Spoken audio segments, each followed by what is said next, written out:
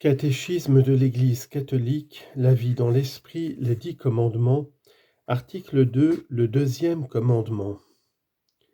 Tu ne prononceras pas le nom du Seigneur ton Dieu à faux. Exode chapitre 20, verset 7. Et Deutéronome 5, 11. Il a été dit aux anciens, tu ne parjureras pas. Eh bien moi je vous dis de ne pas jurer du tout. Matthieu chapitre 5, verset 33 à 34. 1. Le nom du Seigneur est saint. Le deuxième commandement prescrit de respecter le nom du Seigneur. Il relève comme le premier commandement de la vertu de religion et règle plus particulièrement notre usage de la parole dans les choses saintes. Parmi toutes les paroles de la révélation, il en est une singulière qui est la révélation de son nom. Dieu confie son nom à ceux qui croient en lui. Il se révèle à eux dans son mystère personnel. Le don du nom appartient à l'ordre de la confidence et de l'intimité. Le nom du Seigneur est saint. C'est pourquoi l'homme ne peut en abuser. Il doit le garder en mémoire dans un silence d'adoration aimante. Confère Zacharie 2,17. Il ne le fera intervenir dans ses propres paroles que pour le bénir, le louer et le glorifier. La déférence à l'égard de son nom exprime celle qui est due au mystère de Dieu lui-même et à toute la réalité sacrée qu'il évoque. Le sens du sacré relève de la vertu de religion. Citation de Saint John Henry Newman. Les sentiments de crainte et de sacré sont-ils des sentiments chrétiens ou non? Personne ne peut raisonnablement en douter. Ce sont les sentiments que nous aurions, et à un degré intense, si nous avions la vision du Dieu souverain. Ce sont les sentiments que nous aurions si nous réalisions sa présence. Dans la mesure où nous croyons qu'il est présent, nous devons les avoir. Ne pas les avoir, c'est ne point réaliser, ne point croire qu'il est présent. Fin de citation.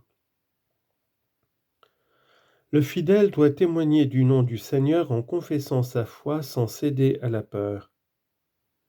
L'acte de la prédication et l'acte de la catéchèse doivent être pénétrés d'adoration et de respect pour le nom de notre Seigneur Jésus-Christ. Le deuxième commandement interdit l'abus du nom de Dieu, c'est-à-dire tout usage inconvenant du nom de Dieu, de Jésus-Christ, de la Vierge Marie et de tous les saints. Les promesses faites à autrui au nom de Dieu engagent l'honneur, la fidélité, la véracité et l'autorité divine. Elles doivent être respectées en justice. Leur être infidèle, c'est abuser du nom de Dieu et en quelque sorte faire de Dieu un menteur. Confère 1 Jean 1, verset 10. Le blasphème s'oppose directement au deuxième commandement.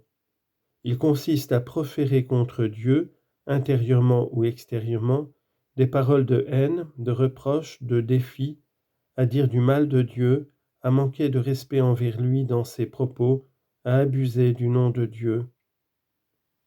Saint Jacques réprouve ceux qui blasphèment le beau nom de Jésus qui a été invoqué sur eux. Jacques chapitre 2 verset 7. L'interdiction du blasphème s'étend aux paroles contre l'Église du Christ, les saints, les choses sacrées. Il est encore blasphématoire de recourir au nom de Dieu pour couvrir des pratiques criminelles, réduire des peuples en servitude, torturer ou mettre à mort. L'abus du nom de Dieu pour commettre un crime provoque le rejet de la religion. Le blasphème est contraire au respect dû à Dieu et à son saint nom, il est de soi un péché grave. Les jurons qui font intervenir le nom de Dieu sans intention de blasphème sont un manque de respect envers le Seigneur. Le second commandement interdit aussi l'usage magique du nom divin. Citation de saint Augustin. Le nom de Dieu est grand là où on le prononce avec le respect dû à sa grandeur et à sa majesté, Le nom de Dieu est saint là où on le nomme avec vénération et la crainte de l'offenser. 2. Le nom du Seigneur prononcé à faux. Le deuxième commandement proscrit le faux serment. Faire serment ou jurer, c'est prendre Dieu à témoin de ce que l'on affirme. C'est invoquer la véracité divine en gage de sa propre véracité. Le serment engage le nom du Seigneur. C'est ton Dieu que tu craindras, lui que tu serviras, c'est par son nom que tu jureras. Deutéronome 6, 13. La réprobation du faux serment est un devoir envers Dieu. Comme Créateur et Seigneur, Dieu est la règle de toute vérité. La parole humaine est en accord ou en opposition avec Dieu qui est la vérité même. Lorsqu'il est véridique et légitime, le serment met en lumière le rapport de la parole humaine à la vérité de Dieu. Le faux serment appelle Dieu à témoigner d'un mensonge.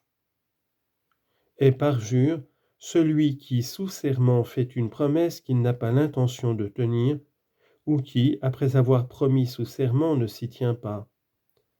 Le parjure constitue un grave manque de respect envers le Seigneur de toute parole. S'engager par serment à faire une œuvre mauvaise est contraire à la sainteté du nom divin. Jésus a exposé le deuxième commandement dans le Sermon sur la montagne. Vous avez entendu qu'il a été dit aux ancêtres, tu ne parjureras pas, mais tu t'acquitteras envers le Seigneur de tes serments. Eh bien, moi, je vous dis de ne pas jurer du tout. Que votre langage soit oui, oui, non, non. Ce qu'on dit de plus vient du mauvais. Matthieu chapitre 5, versets 33 à 34 et verset 37. De même, Jacques 5, verset 12. Jésus enseigne que tout serment implique une référence à Dieu et que la présence de Dieu et de sa vérité doit être honorée en toute parole. La discrétion du recours à Dieu dans le langage va de pair avec l'attention respectueuse à sa présence, attestée ou bafouée en chacune de nos affirmations. À la suite de saint Paul, 2 Corinthiens 1, 23 et Galates 1, 20, à la suite de saint Paul, la tradition de l'Église a compris la parole de Jésus comme ne s'opposant pas au serment lorsqu'il est fait pour une cause grave et juste, par exemple devant le tribunal. Le serment, c'est-à-dire l'énonciation du nom divin comme témoin de la vérité, ne peut être porté qu'en vérité, avec discernement et selon la justice. La sainteté du nom divin exige de ne pas recourir à lui pour des choses futiles et de ne pas prêter serment dans des circonstances susceptibles de le faire interpréter comme une approbation du pouvoir qu'il exigerait injustement. Lorsque le serment est exigé par des autorités civiles illégitimes, il peut être refusé. Il doit l'être quand il est demandé à des fins contraires à la dignité des personnes ou à la communion de l'Église. 3. Le nom chrétien. Le sacrement de baptême est conféré au nom du Père et du Fils et du Saint-Esprit. Dans le baptême, le nom du Seigneur sanctifie l'homme et le chrétien reçoit son nom dans l'Église. Ce peut être celui d'un saint, c'est-à-dire d'un disciple qui a vécu une vie de fidélité exemplaire à son Seigneur. Le patronage du saint offre un modèle de charité et assure de son intercession. Le nom de baptême peut encore exprimer un mystère chrétien ou une vertu chrétienne. Les parents, les parrains et le curé veilleront à ce que ne soit pas donné de prénom étranger au sens chrétien. Le chrétien commence sa journée, ses prières et ses actions par le signe de la croix. Au nom du Père et du Fils et du Saint-Esprit. Amen. Le baptisé voue la journée à la gloire de Dieu et fait appel à la grâce du Sauveur qui lui permet d'agir dans l'Esprit comme enfant du Père. Le signe de la croix nous fortifie dans les tentations et dans les difficultés. Dieu appelle chacun par son nom. Le nom de tout homme est sacré. Le nom est l'icône de la personne. Il exige le respect en signe de la dignité de celui qui le porte. Le nom reçu est un nom d'éternité. Dans le royaume, le caractère mystérieux et unique de chaque personne marquée du nom de Dieu resplendira en pleine lumière. Citation: Au vainqueur, je donnerai un caillou blanc portant gravé un nom nouveau que nul ne connaît hormis celui qui le reçoit. Apocalypse 2, 17. Voici que l'agneau apparut à mes yeux, il se tenait sur le mont Sion avec 144 milliers, portant inscrit sur le front son nom et le nom de son Père. Apocalypse 14, 1. En bref, ô Seigneur notre Dieu, qu'il est grand ton nom par tout l'univers. Psaume 8, verset 2. Le deuxième commandement prescrit de respecter le nom du Seigneur. Le nom du Seigneur est saint. Le second commandement interdit tout usage inconvenant du nom de Dieu. Le blasphème consiste à user du nom de Dieu, de Jésus-Christ, de la Vierge Marie et des saints d'une façon injurieuse. Le faux serment appelle Dieu à témoigner d'un mensonge. Le parjure est un manquement grave envers le Seigneur, toujours fidèle à ses promesses. Ne jurez ni par le Créateur ni par la créature, si ce n'est avec vérité, nécessité et révérence, dit saint Ignace de Loyola. Dans le baptême, le chrétien reçoit son nom dans l'Église. Les parents, les parrains et le curé veilleront à ce que lui soit donné un prénom chrétien.